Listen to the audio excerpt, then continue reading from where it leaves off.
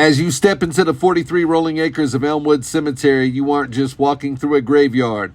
You're walking through a 3D map of Kansas City street signs. The grand stone monuments bear names like Luce and Armour. In the late 1900s, if you had any social stature in Kansas City at all, this was your final high society destination. But our walk takes us off the main path of the tycoons to a small, deeply loved piece of history. We start at Mausoleum Row, in front of the stone Huling family vault. In 1865, while the nation was reeling from the end of the Civil War, the Huling family was experiencing a quiet, devastating grief. Their 10-month-old baby girl Emma had passed away. She was a snapshot of fleeting infancy. Light hair, just two bottom teeth, dressed in a baptismal gown and tiny handmade booties.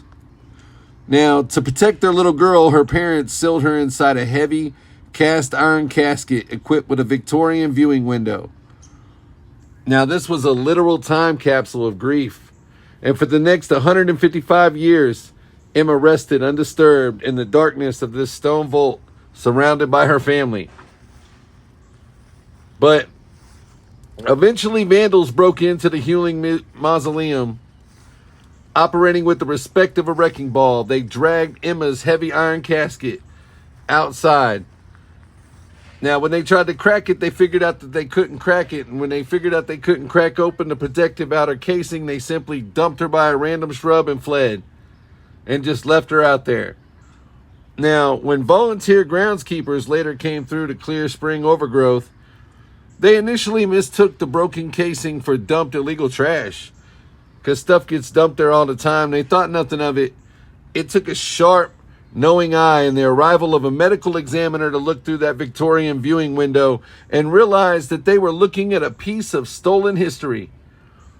The community's response to the vandalism was swift and fierce. While one or two people brought the darkness, dozens stepped up to bring the light. Now, the Speaks Chapels donated a pristine, brand new white casket. And about 40 strangers filled the chapel to act as Emma's adoptive 21st century family. Even the Jackson County medical examiner investigator who first answered the call by the shrubbery even served as one of the pallbearers, ensuring the story she started investigating was finished with dignity.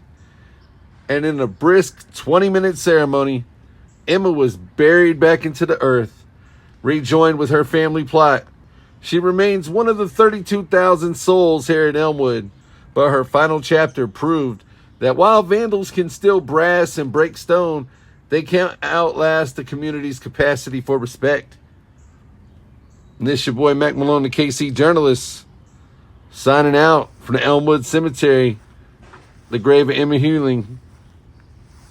Love y'all. Catch you on the next one. Peace. Let's go. Mack Malone, he's your KC journalist. Mack Malone, he's your KC journalist. Mack Malone, he's your KC journalist. And I can get the best from that KC journalist. Let's go.